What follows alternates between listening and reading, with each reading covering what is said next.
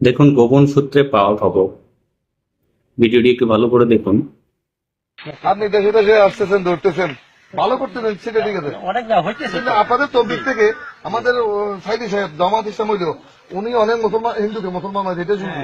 কিন্তু আপনারা কোন তবলিগ জামাতে একটা হিন্দুকে মুসলমান বানাইতে পারেন না এখনো। বানান, এটাই করেন। না, অনেক জায়গা হয়তো না, ইনশাআল্লাহ। হইলে হবে না, এগুলো করতে হবে। তাই আমার নারায়ণাটে আপনাদেরকে সব সহযোগিতা করবো, দুই চারটে হিন্দুকে মুসলমান বানাবো। আলহামদুলিল্লাহ। হ্যাঁ হ্যাঁ, দুই চারটে হিন্দুকে মুসলিম বানাবো। Thank you.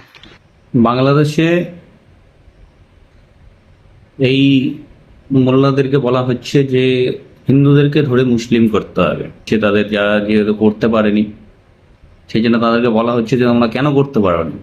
এক এক জায়গায় অনেকজন দুটো চারটে করে হিন্দু ধরে মুসলিম করেছে, তোমরা এতদিনেও কেন করতে পারো না। তো এই শিক্ষাই এদেরকে শিক্ষিত করা হয়। এদের মানসিকতা মনোভাব এটাই, সকলকে নিজেদের সম্প্রদায় বানাতে হবে।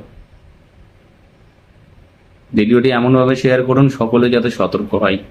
জয় শ্রীরাম, ভারত মাতা কি জয়। সকল সনাতনী ভালো থাকবেন। জয় শ্রীরাম।